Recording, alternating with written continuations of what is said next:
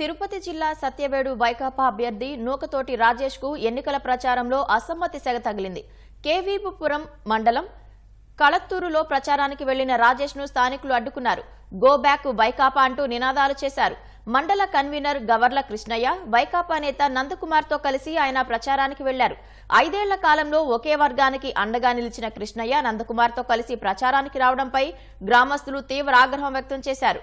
వెనక్కి వెళ్లిపోవాలని అడ్డుకున్న గ్రామస్తులకు నచ్చచెప్పేందుకు యత్నించారు. గ్రామంలోకి వచ్చేందుకు యత్నించిన నేతల వాహనాలను అడ్డుకొని నిరసనకు దిగారు. పోలీసులు నచ్చచెప్పేందుకు యత్నించిన గ్రామస్తులు ససేమిరానడంతో ప్రచారం చేయకుండానే వెనుదిరిగారు.